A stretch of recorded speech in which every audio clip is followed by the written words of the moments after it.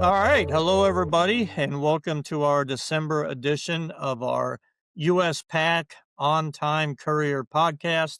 I'm your host, Kevin Beasley, here as I've been each month. And behind the scenes, making everything happen, of course, is our executive producer, director, editor extraordinaire, Kate Wiles. So we're here with another month, and this one, we're going to wrap the year up strong. We've got two huge guests ready and lined up for you. We're going to start with Kent Creasman. Kent is the president of US PAC Healthcare Division.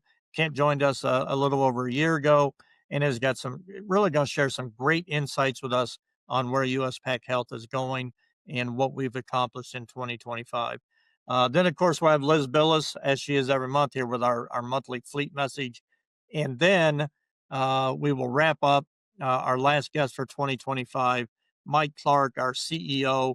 It's only appropriate. He was our first guest in 2025. We wanted to wrap the year up with him, and Mike's going to, I think, share some great insights on, again, how 2025 went for the company, and again, how we think 2026 is going to shape up for us. A lot of exciting stuff I know happening, both in the healthcare and in the critical mile vertical. So great stuff. So with that having said, we're going to jump in and get started and kind of go from there. Thanks. All right, everybody, here we go. We're kicking off our December edition. I can't believe it's been a year already. My goodness.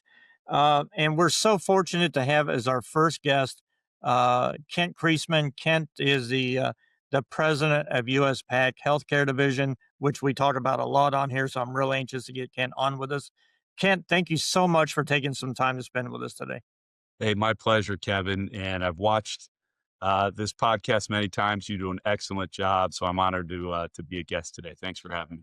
Well, I appreciate the flattery, but as I tell everybody, it's Kate behind the scenes that makes everything happen. So I think she even photoshops me sometime to look a little better and sound a little better than I really do. She'll But need thank you that so from me. much. That's for sure. Yeah. No doubt. So Ken, I think we were talking about this before we started. This is our first time having you on. I think you've been with the company almost a year. I think I remember when you came on board, but tell us a little bit about yourself. I forgot we hadn't had you on yet. Yeah, it's great to be on. Thanks again, Kevin, for the opportunity. It has been a little over a year, 13 months, Yeah. and it's gone by really fast. And I'll try my best here over our time to make this engaging and fun for you and for the audience. So, but first, I'd be remiss if I didn't just give a big shout out and a big thank you to all of our independent contract partners, our employees, our customers that might be tuning into this.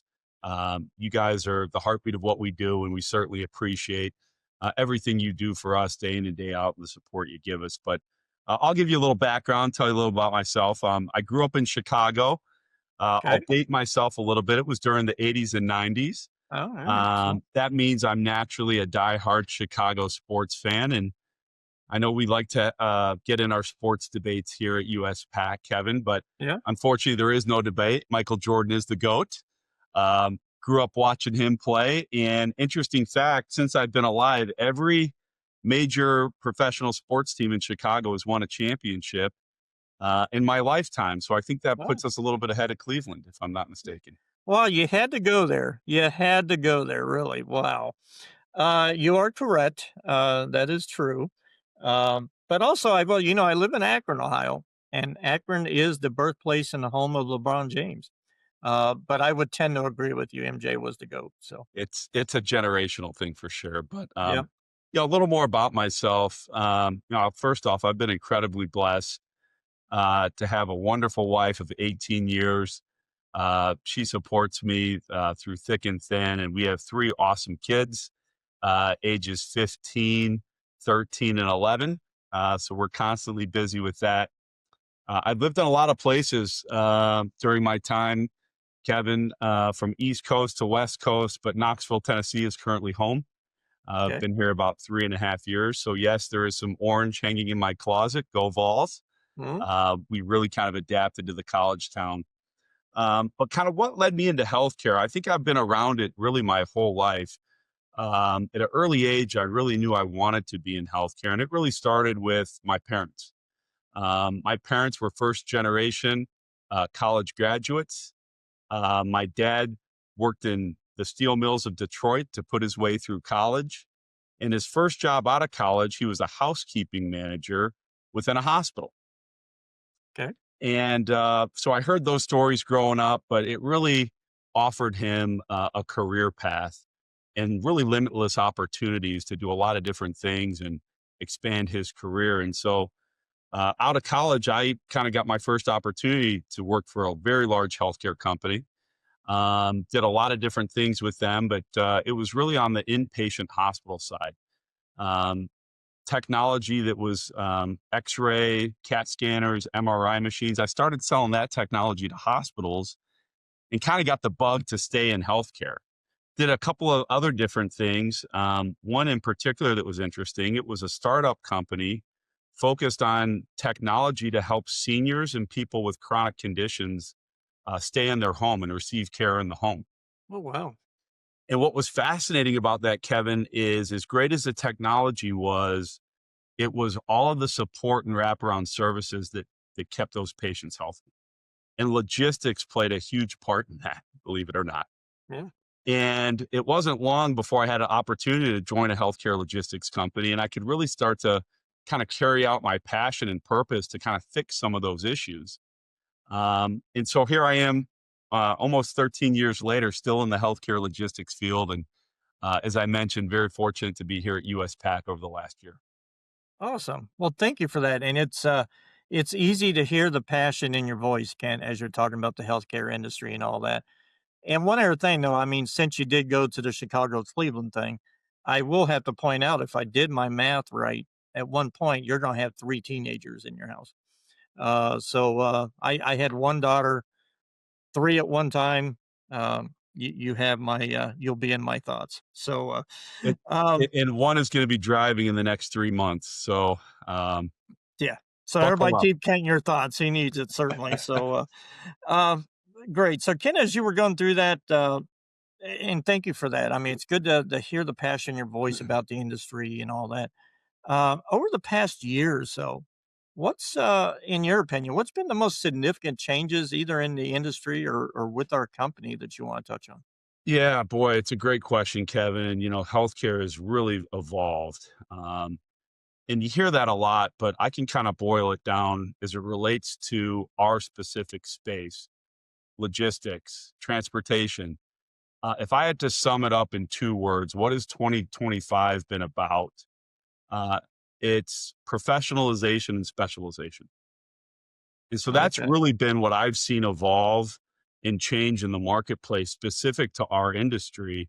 And there's a couple of really high level macro trends that are kind of driving that. And so it's an exciting time to be in healthcare. You can hear it in my voice, but Yeah. I think it's important to kind of set the stage of what's happening in our economy and our country to understand why logistics professionalization and specialization at the forefront. So first thing, couple of stats. 1 in 6 Americans today are over the age of 65. And in the last decade, that segment of the population has grown by over 40%. Wow.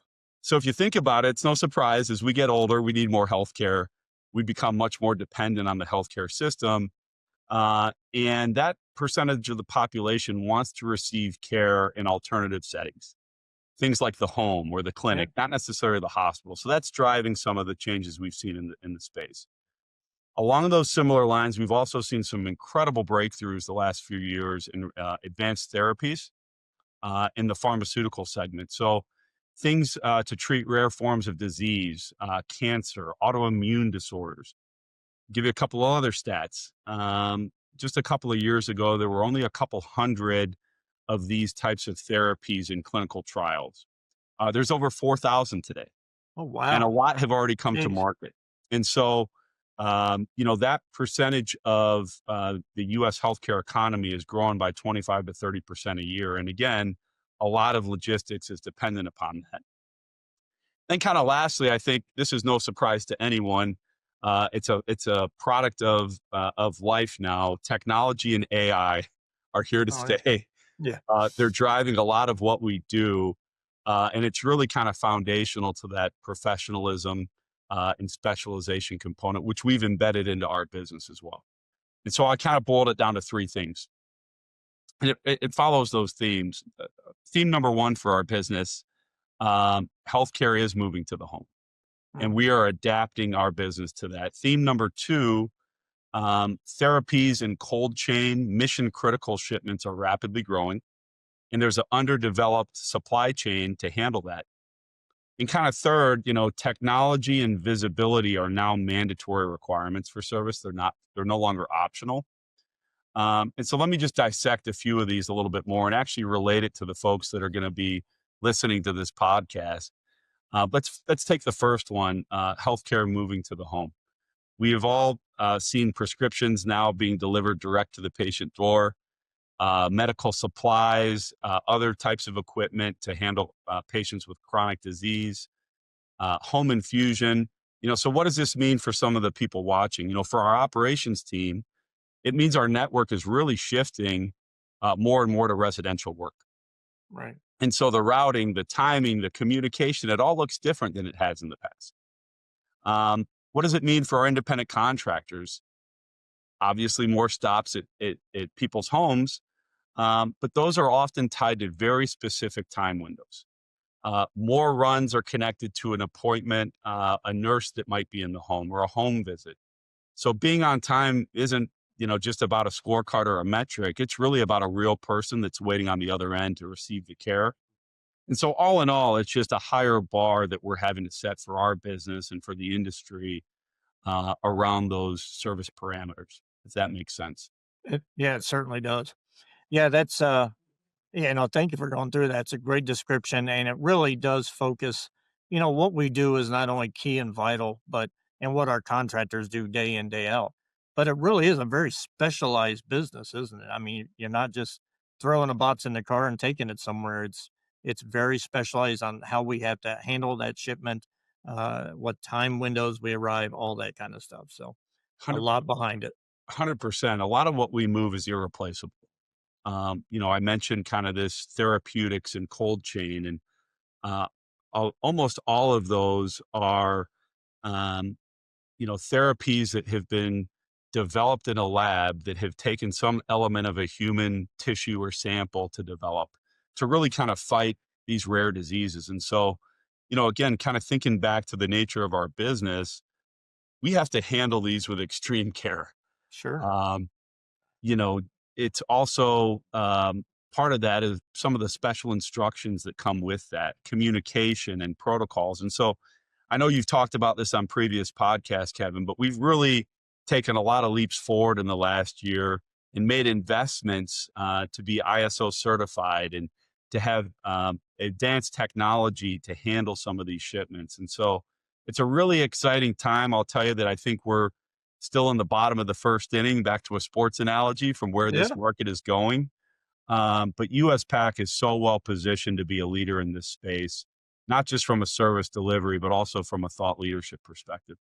That's awesome. Yeah, and it's and I think in the year or so since you've joined us, we see a lot of that going on. I see it from my perspective. So it's great to see the direction that the company's going down and the fact that we have such an incredible fleet of contractors who are with us every step of the way in doing that. So that's awesome.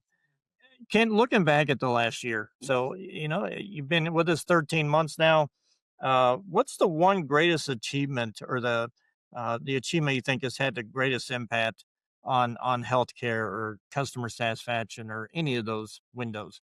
Yeah, boy, there's a lot. I don't know that I could boil it down to one. I could probably give you a couple, and I will give you a Okay. couple. I'll start at the highest level, really, when I joined. I think probably the biggest shift fundamentally and strategically that we made, um, which happened at the beginning of this year, was to really create a dedicated healthcare business unit. And that was, hats off to Mike Clark and the leadership team that had that vision. But that allowed us to be much more focused, much more specialized, professionalized.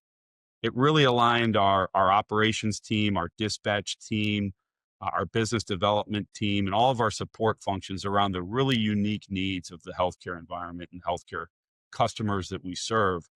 And so, Kevin, that was really pivotal into kind of getting us on the right path. I'll touch on a few others real quick. People is a huge part of what we do. There's Sure. technology, there's all kinds of AI, but at the heart of what we do, it's the people, and it's not just the people that work here at US Pack. It's certainly our community of independent contractors and partners that we're so fortunate to have in our group. But this year, we've added over 40 new employees to our healthcare business. Wow. And what I'm really excited about, we've added over 1,500 independent contract partners to our growing network. And so a lot of those have now achieved TSA certification to handle Yep. shipments through the airport, some of those specialized shipments that we talked about. And all of this, Kevin, is really a direct result of the way that our business is growing. We will end this year in our healthcare business with very strong double digit growth. We've added almost a dozen new logos of some really premier organizations in the country that are using our services across payers, providers, device manufacturers, pharmacy organizations. And so that's resulted in us opening up 60 new locations across dozens of Wow. states. We're really, really excited about the growth. Awesome. I'll hit on two more Yeah, absolutely, man. Share what you got. I think Anxious to hear. I think the other, two or three things that have really been fundamental. I mentioned this earlier. We invested and achieved ISO 9001 certification this year. Humongous milestone. Hats off to Tabitha and team for getting us there. But this really positions us to be best in class from a quality and a service perspective. It's a really important strategic advantage for our business.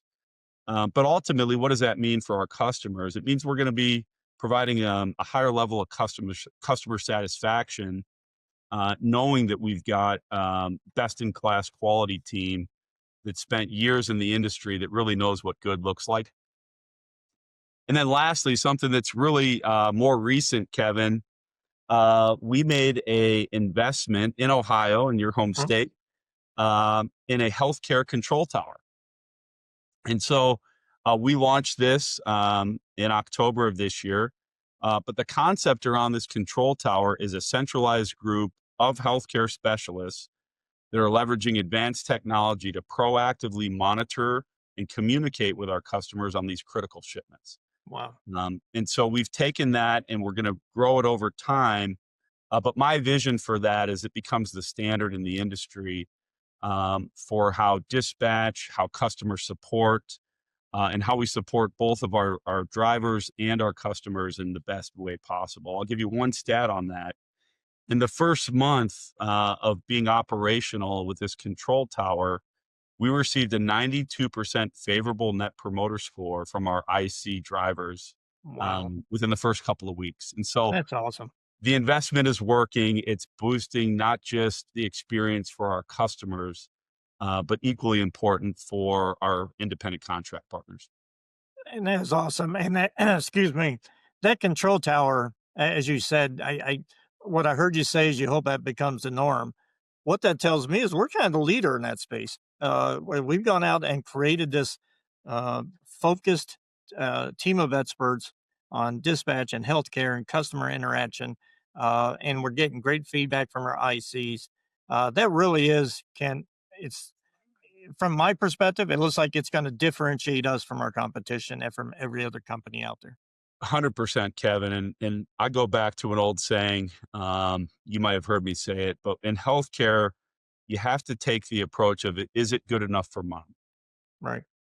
And Yeah. if my Because mom was yeah. on the other end of our service or the other end of that interaction at the door, or wherever it may be, is what I'm doing good enough for mom? And so when we think about it that way, it really guides a lot of what we do in this healthcare business with the investments that we make, the way that we treat each other, the way that we hold each other to standards and accountability. Because at the end of the day, there is someone's mom, there is someone's Yep. brother, someone's sister that is relying on our service. That's so true. And I know that control tower you mentioned is I think it's about 30 minutes from me. I know Tammy Orr on our team was instrumental in working to get that set up. And I believe the manager there, Larry Andriff, I know Larry very well. I haven't caught up with him since he started with us, but I'm looking forward to catching up with him. I know he's going to do a great job leading that team as well. I had the pleasure to spend a day in our new control tower recently. We've got a great first team there, kind of first wave of team. Larry's excellent. Excited to have him on board. But you're absolutely right. None of this would have been possible without Tammy Orr, who's just the bedrock of our organization, and she really took the lead on coordinating all the behind the scenes things to get this off the ground. So thank you for calling that out, Kevin. She deserves a Yeah. big kudos. Yeah, I mean, you and your team have done a tremendous job, Ken, under your leadership of taking us to where we have quickly become one of the leaders in the industry.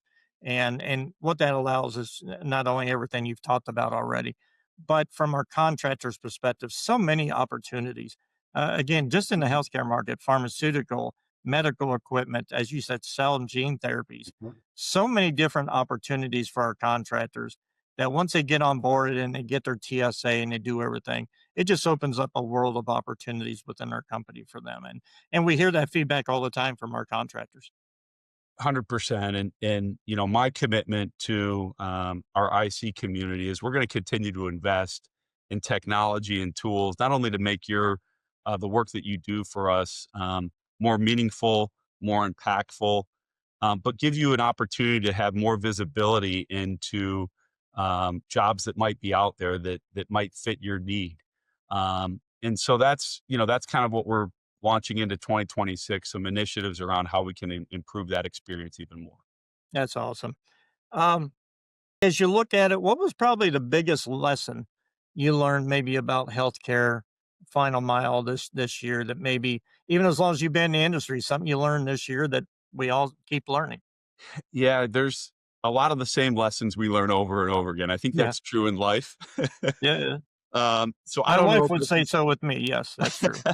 I don't know, Kevin, if this is necessarily a new one or just reinforcing one that's kind of always been there. But there's no substitute for quality in our business. Yeah. And you can define quality in a lot of different ways. Um, but really, when I step back and think about what's the lesson from this year, we will never regret or lose sleep over making the right decisions to improve quality and improve the customer experience in everything we do.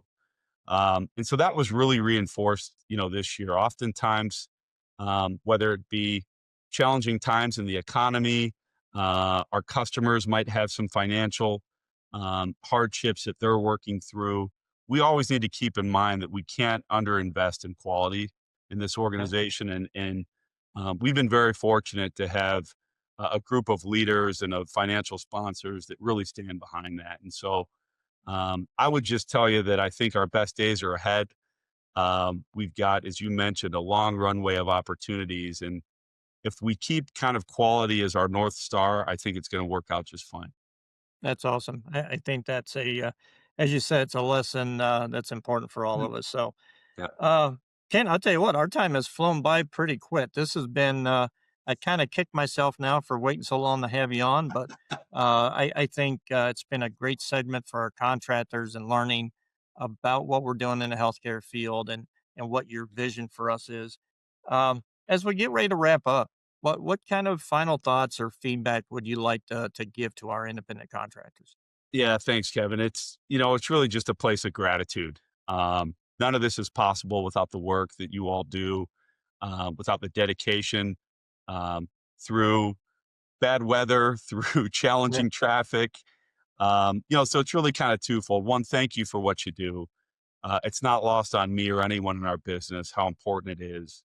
And we just sincerely appreciate it. I think the second thing is continue to value yourself on the road, be safe, um, and know that there's others that are counting on you, not just for the work that you do, but in your personal lives and your home lives. Make that a priority. The happier and the well rounded that is, the better you'll be at work. And so we just appreciate all the work you've done this year. We're really excited for where we're going next year. And I think you'll find when we get together, hopefully you'll have me back on, Kevin, Hey, um, anytime. that we'll have a lot more exciting news to share next time we get together.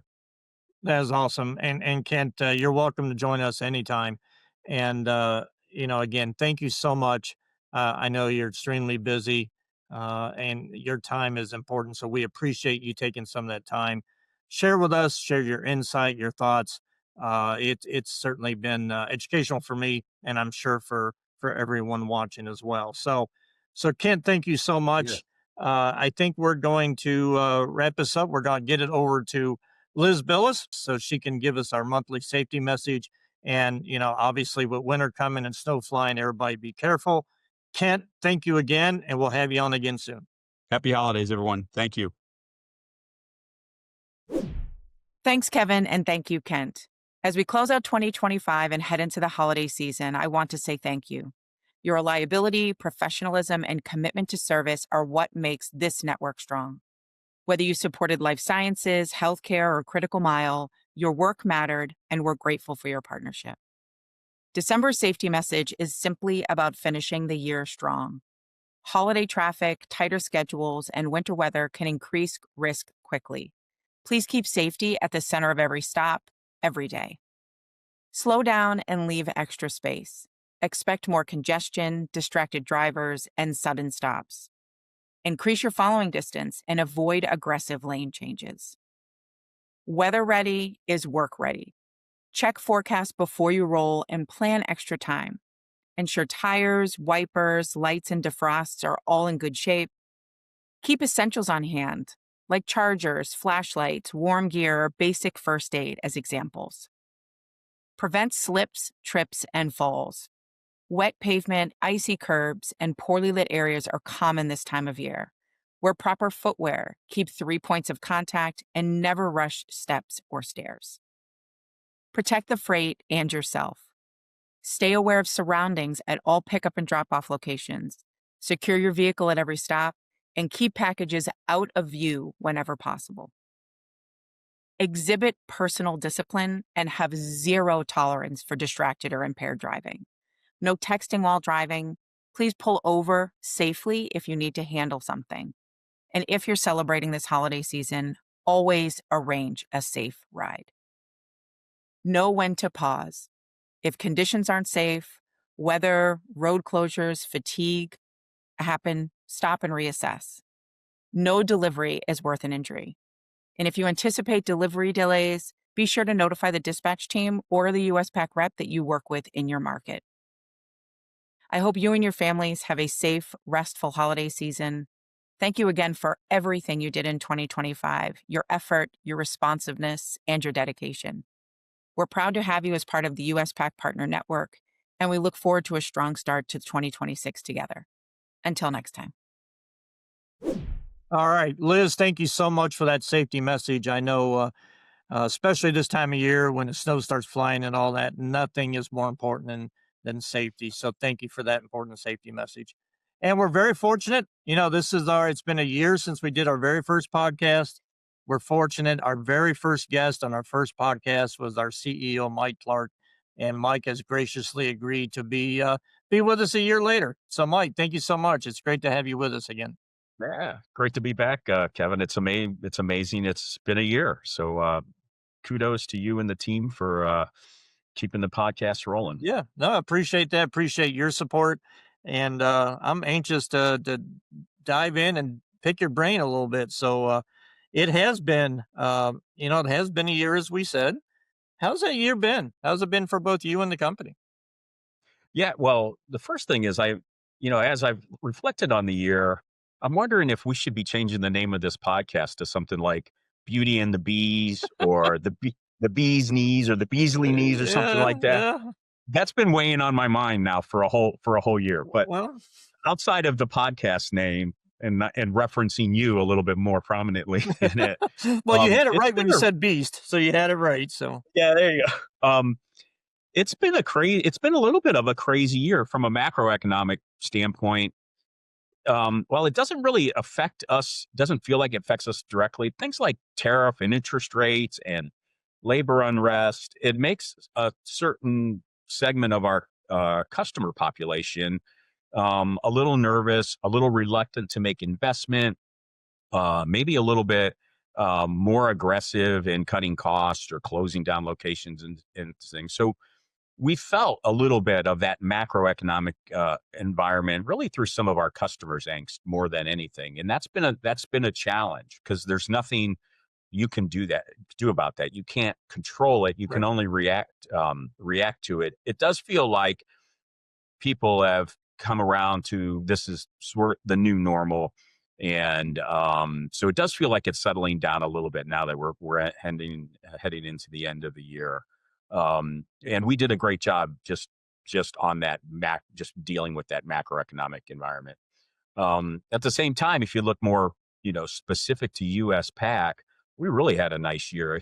There's a number of metrics we use to measure the business, and whether it's new customers signed in growth, service, markets, number of markets we're in, a lot of those, we've really made a lot of great progress in. And so from that perspective, not only did we react to some challenging sort of macro external factors, but the things that we really could control, we really did a nice job controlling them, and we've really pivoted the company into the area where we wanted to be. So if you looked at where we wanted, all the things we wanted to accomplish in the past year, while we never accomplished 100% of them, we really made progress on everything we wanted to make progress on. So we're feeling really good about it. That's awesome to hear. So thank you for sharing that. Yeah. I'm going to take you back to your first time with us a year ago. You said, I think you mentioned that our markets are continuing to evolve and change. Want to take you back to that a year later now, and how did you see those changes, or what evolutions do you see within the company or our industry? Yeah, so there's been a definite pivot on what we would call our most strategic customers, and almost 100% of our new customers are much more service oriented, which, by the way, is exactly what we want. We rather have service oriented customers than price oriented customers, because when you have service oriented customers, you can have really nice strategic discussions around technology and integration, and what value does good service bring in building their brand and servicing their brands. And if there's been a theme that happened this year, it has been this pivot. I would call it just this pivot to more service oriented customers. Okay. And in order to enable that, and as we look back at the start of the year, we thought we would need to do some level of investment to get at those customers, and really all of our industry verticals, but specifically in healthcare. And healthcare is the one you can feel a lot of the change, because we've invested in this control tower, where we have a consolidated group of healthcare experts serving really the highest end of the healthcare market, in the life sciences market. And the way we service them is pretty much a best in class way that you should service those customers and their patients. And we've heard that, and we're really still in the early stages of building that up, but it's really gone fantastic thus far. And we're seeing really nice momentum in that. And I think the last thing that we've done that kind of enabled both those new markets and our service orientation is there's been a technology build out this year. Yeah. We've increased what we bring to the market as far as technology offerings, whether it's customer visibility or proactive tracking or integration. And this was the year where a lot of those things that we've worked on for years has really come to fruition and really has matured. So a pretty big change this year, I would say, on those three areas. They're all feel like they're somewhat related, even though they do serve in some cases different customer bases. But again, we feel really good about, if I had to pick off three things that we thought were going to happen in the year, they kind of happened, and we kind of reacted appropriately to them. So we feel really good about that. That's awesome. That's good to hear. And as you were talking, Mike, so you mentioned the control tower, to have a team of specialists and experts who are going to be looking at every healthcare shipment and getting involved with it, that's really going to differentiate us in the marketplace. I know everybody's excited about that. And as you were talking about technology, I thought about the ADDI portal that I think it was in the last year that we've implemented, which gives our customers, again, such key access into information they want to see on shipments and all that. So it has been a big year. When you take a step back and look at it, we've gotten a lot done this year. Yeah, absolutely. It's amazing the number of customers I've visited this year, and I've been confronted with our ADDI portal while there, in a good way, which is they're using it, they're embracing it, they're thanking us for the technology. Um, and also, to be perfectly honest, it all starts with the contractors, because most of what the customers are interested in the Addy portal has everything to do with the information and the flow of their orders and their shipments. And so there really is a nice tight link to our independent contractors. Cool. And I couldn't agree with you more. And that really is, it seems as we get more and more into specialized transportation, customers want that type of visibility, right? They want real lifetime visibility into their shipments and what's going on with the commodities and all that. So the fact we were able to implement that this year, huge success. Um, Yes. Again, a little bit kind of related, but as you look back in the last year, we talked about technology and control tower, but what's two or three accomplishments that, yeah, when you as the CEO, the head of our company, look back on the year, you kind of look at that and go, wow, those were a couple really good ones we were able to get across the finish line. Yeah. So I think just the entering of some of our targeted markets around specific to some life science, cell and gene, certain specialty therapy, cell and gene therapies, and expansion into and getting a lot more expansion, a lot more momentum around infusion therapies and clinical trial. That's been fabulous for us. And then we really did have a pretty strong pivot into finding more service oriented customers in all the segments we did. And we really did a nice job of signing up new customers this year. And as a company, in order to do both those things, we've continued to work more collaboratively across each department and really work more as a team all the time. If there's anything I think I'm most proud about, it's just the way we solve problems together um, with all the stakeholders within our company. I think we've made great progress in that, and we'll continue to make great progress because it's the secret to our success, really. Awesome. Thank you for that. Um, So good stuff. So we've accomplished a lot in the last year. We're moving forward, life science. Um, how about this coming year? What's 2026 got in store for us, Mike? Yeah, so we'll see. If you look at the growth, we have a lot of growth momentum going on right now. We've really had a nice, strong second half of the year. And normally this time of year, we don't have a huge amount of visibility to growth areas that are kind of signed, committed, whatever by the customer. But this year we do.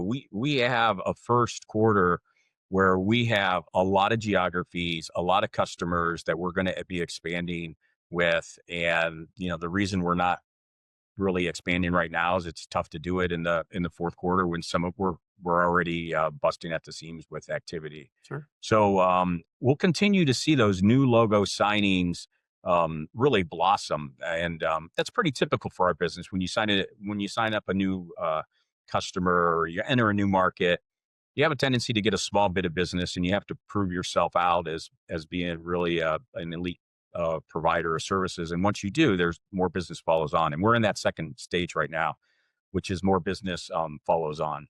We'll continue to invest in technology. You'll see as much acceleration as we had in our technology build in the past year. We'll see more of that in 2026.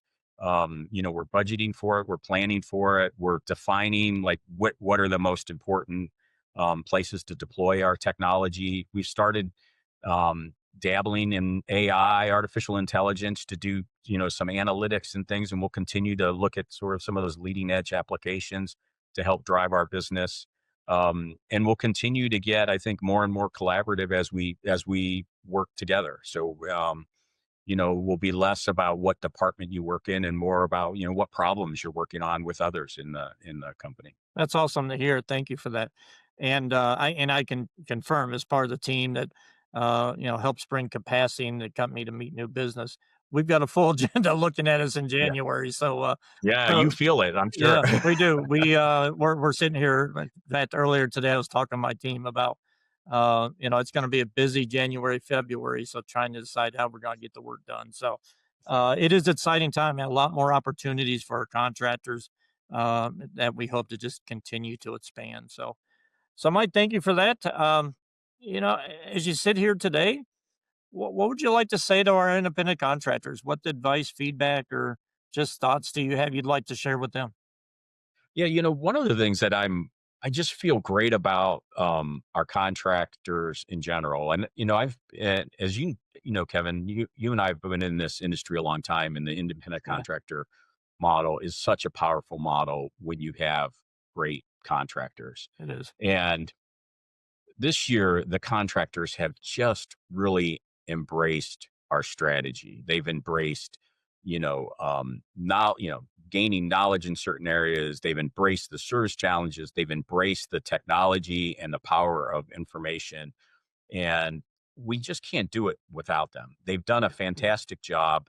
And it really makes you feel, one, it makes you just feel great that we have thousands of those people out there, just doing great work. And then the other part is, we don't talk enough about, they are making such a difference. Like, if you think about the lives they touch directly, indirectly, the things that they deliver and the way that they do it, the interactions directly with our customers and our customer suppliers, and in some cases our customers' patients, um, they have this huge impact on what US Pack means in the marketplace. And I got to tell you, they are fabulous at that. They are great stewards of our brand and our company.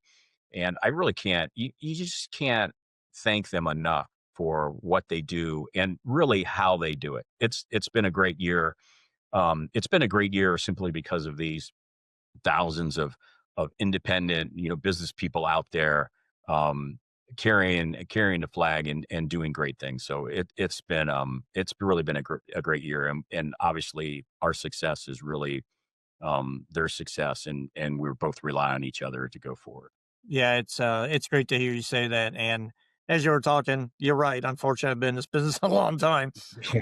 But it's when you have a really professional, committed fleet, who again in front of the customer day in, day out, they are the face of US Pack.